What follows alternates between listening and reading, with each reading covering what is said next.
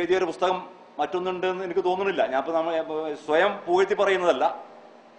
കാരണം ഇതിലെ ഓരോ വരികളും മെഡിക്കൽ സയൻസിന്റെ പൂർണ്ണ വഴിയിലൂടെ മാത്രം സഞ്ചരിച്ചുകൊണ്ട് തയ്യാറാക്കിയതാണ്. ഈ പല ഗവേഷണങ്ങളുടെ ഫലങ്ങളെയും പരസ്പരം കൂട്ടിച്ചേർക്കാൻ വേണ്ടി മാത്രമാണ് ഞാൻ എൻ്റെ വാക്കുകൾ ഉപയോഗിച്ചിട്ടുള്ളൂ. പരസ്പരം ബന്ധിപ്പിക്കാൻ വേണ്ടി മാത്രം പദങ്ങൾ ഉപയോഗിച്ചിട്ടുള്ളൂ. ബാക്കിയുള്ളതെല്ലാം മെഡിക്കൽ സയൻസിന്റെ പൂർണ്ണ പിൻബലത്തോടെ എഴുതിയതാണ്, ആധികാരികമായി തന്നെ എഴുതിയതാണ്. അതുകൊണ്ട് ഇതിലെ ചികിത്സാ നിർദ്ദേശങ്ങൾ നിങ്ങൾക്ക് പ്രയോജനം ചെയ്യും.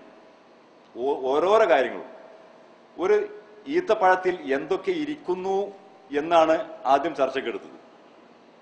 ഇപ്പൊ ഈത്തപ്പഴത്തെ കുറിച്ച് നിങ്ങൾ പറയുകയാണെങ്കിൽ, ഈത്തപ്പഴം മനുഷ്യന്റെ അത്ര തന്നെ പഴക്കം ഈത്തപ്പഴത്തിനുണ്ട്. മനുഷ്യന്റെ ചരിത്രത്തോളം പഴക്കം. റസൂൽ സല്ലല്ലാഹു അലൈഹി വസല്ലം കാലത്തല്ല, മനുഷ്യൻ ഉത്ഭവിച്ച കാലത്ത് ഈത്തപ്പഴത്തിന് ഫിനീഷ്യ എന്ന സ്ഥലത്ത്, ഒരു ചരിത്രത്തിലേക്ക് കടന്നിട്ടുണ്ടെങ്കിൽ ഞാൻ പറഞ്ഞുതരാം. ഈത്തപ്പഴം അഥവാ ഈത്തമരം, ഈത്തമരത്തെ കുറിച്ച് ആധികാരികമായിട്ട് പഴയകാല ചരിത്ര രേഖകളിൽ എഴുതി വച്ചിട്ടുള്ളത് ഇബ്നു വഷിയ എന്ന അറേബ്യൻ ഗൾഫിലെ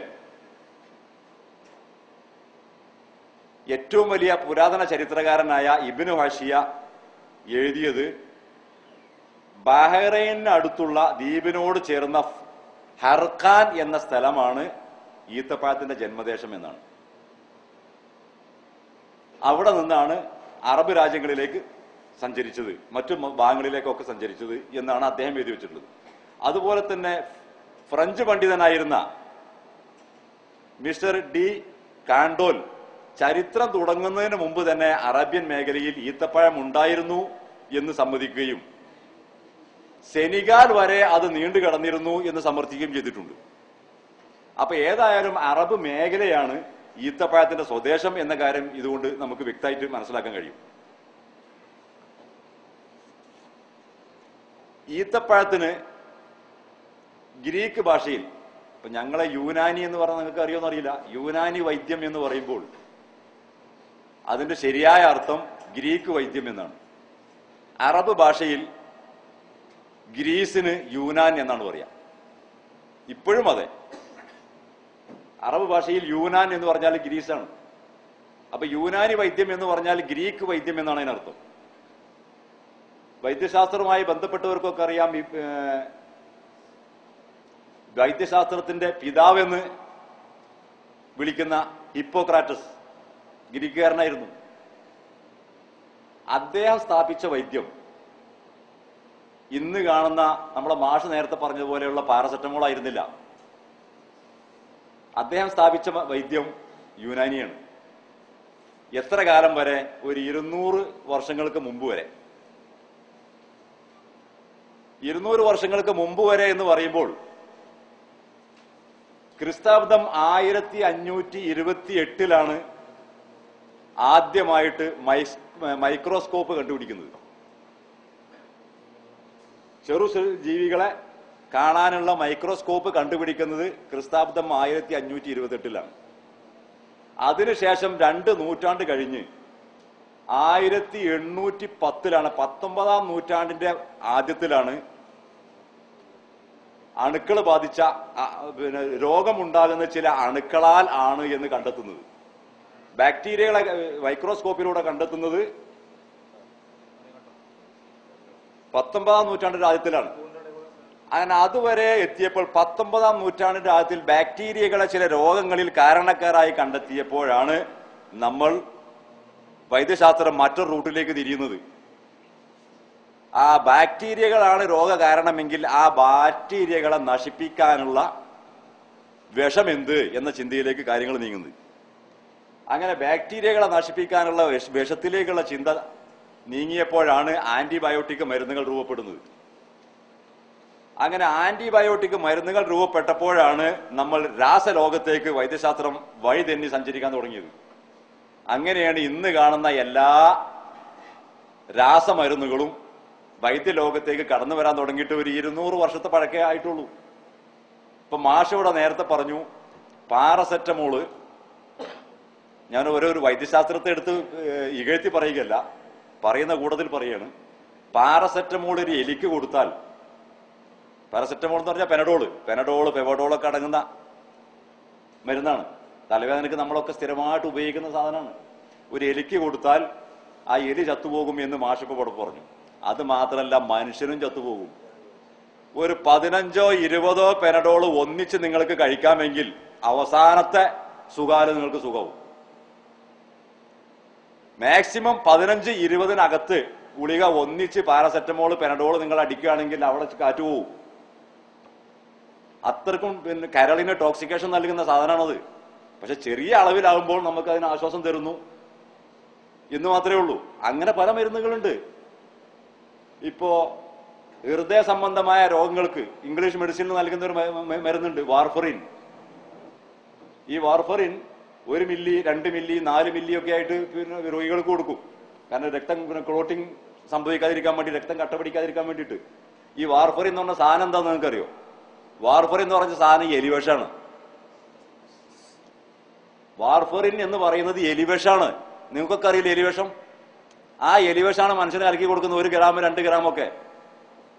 അതൊരു 10 ഗ്രാം ഒന്നിച്ച് കുടിച്ചാൽ എലി കാറ്റ് പോകുന്ന പോലെ തന്നെ മനുഷ്യനും കാറ്റ് പോകും.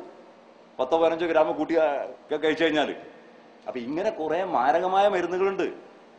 അപ്പൊ മരുന്ന് എന്ന് പറഞ്ഞാൽ അവല് തിന്നുന്ന പോലെ വാരി തിന്നാനുള്ള സാധനമൊന്നുമല്ല. ചിലർ അവല് തിന്നുന്ന ലാഘവത്തിലാണ് മരുന്ന് തിന്നുന്നത്. അത് ഡോക്ടർ തന്നതാണ്, അടിച്ചു കയറ്റും. പക്ഷെ ഡോക്ടർ തന്നതാണെന്ന് പറഞ്ഞാൽ ഡോക്ടർ തന്ന മരുന്നിന് ലിമിറ്റ് ഉണ്ട്. അത് ഒരാഴ്ചത്തേക്ക് ചില ഘട്ടങ്ങളിൽ ചിലപ്പോൾ നമുക്ക് ഡേഞ്ചറസ് മരുന്നുകളൊക്കെ ഉപയോഗിക്കേണ്ടി വരും. അത് തെറ്റല്ല, ചില സാഹചര്യങ്ങൾ നമുക്ക് വേണ്ടി വരുന്നതാണത്. പക്ഷെ അത് ഒരു മരുന്നാണെന്ന് ഉള്ള ബോധത്തോടു കൂടി വേണം നമ്മൾ. മരുന്നായിട്ട് നമുക്ക് കിട്ടുമ്പോ ഈ മരുന്ന് ഒരിക്കലും ഭക്ഷണമല്ല. എന്നാൽ ഭക്ഷണം മരുന്നാണ്.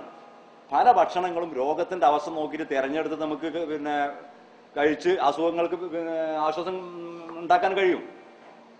അതേ സ്ഥാനത്ത് മരുന്ന് ഒരിക്കലും ഭക്ഷണമാവുന്നില്ല. അത് വിശപ്പിന് കഴിക്കേണ്ട സാധനമല്ല. അതല്ല, അത്യാസന്ന ഘട്ടങ്ങളിൽ പ്രത്യേകം ഒരു നിശ്ചിത സമയത്തേക്ക് മാത്രം കഴിക്കേണ്ടതാണ്. ഇപ്പൊ ആന്റിബയോട്ടിക് ആണെങ്കിൽ ആന്റിബയോട്ടിക്കിന്റെ ഒരു കോഴ്സ് 4 ദിവസം 5 ദിവസം 6 ദിവസമാണ്. അത് കഴിഞ്ഞാൽ അതിന്റെ സമയം കഴിഞ്ഞ്, പീരീഡ് കഴിഞ്ഞു.